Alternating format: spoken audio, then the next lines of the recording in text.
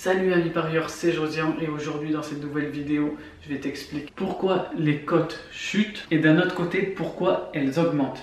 Mais d'abord, je t'invite à t'abonner à la chaîne YouTube si ça n'est pas déjà fait.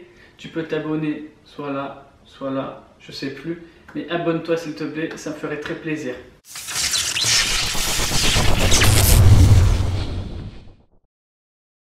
Mais avant de commencer et de rentrer dans les détails à propos des chutes de cotes et des augmentations de cotes, j'aimerais te parler des bookmakers. Donc sur les bookmakers traditionnels comme PMU, Winamax, BetClick, Bwin et sur les bookmakers.com que sont 1xBet, Pinacle, SBOBet, Bet365, tu vas miser, tu vas parier contre le bookmaker. Ça c'est quand même un truc important à savoir. Pourquoi il y a des chutes de cotes et pourquoi il y a des augmentations de cotes. Donc s'il y a des chutes de cotes, il peut y avoir plusieurs raisons. Première raison, il peut y avoir des grosses mises sur une équipe X. Donc admettons il y a un match, on va prendre un exemple, Paris Saint-Germain, Marseille, qui va parler à tout le monde.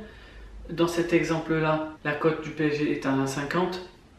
90% des gens misent sur le PSG. Là, la chute de cote va être évidente. Donc elle va descendre peut-être de 0,10, 0,20, 0,15, 0,5, ça dépend des bookmakers. Ça c'est la première raison d'une chute de cote. C'est une mise importante sur une équipe. En toute logique, la cote de Marseille, elle va augmenter.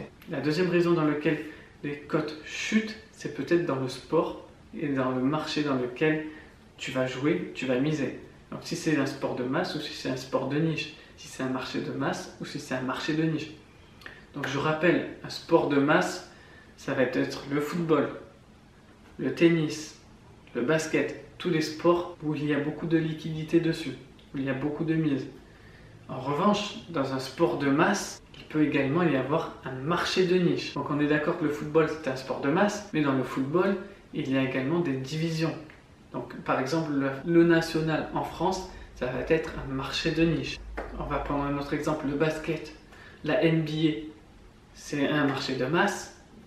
Et la Pro B en France, ça va être un marché de niche. Les cotes peuvent chuter également plus vite et plus rapidement sur un marché de niche. C'est important aussi d'avoir ça à l'esprit sur quel sport, sur quel marché tu vas miser pour savoir s'il va y avoir des chutes de cotes, oui ou non. Donc voilà, ça c'est la deuxième raison. Donc voilà les deux raisons principales pourquoi il y a des chutes de cotes.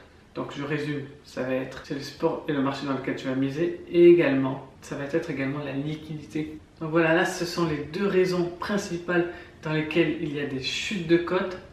Dis-moi en commentaire si tu penses qu'il y en a d'autres, je serais ravi de débattre avec toi. Et si tu as aimé la vidéo, mets un like, ça fait toujours plaisir. N'hésite pas à partager la vidéo au plus grand nombre. Et également j'ai un cadeau pour toi, c'est une vidéo de bienvenue qui s'intitule 3 méthodes pour être gagnant dans les paris sportifs. Dedans, je t'explique comment je suis passé de 300 € à 3900 € en l'espace de 3 mois. Et moi, je file analyser quelques paris. On se retrouve dimanche prochain dans une nouvelle vidéo. Et surtout, n'oublie pas, parions ensemble, gagnons ensemble. Ciao!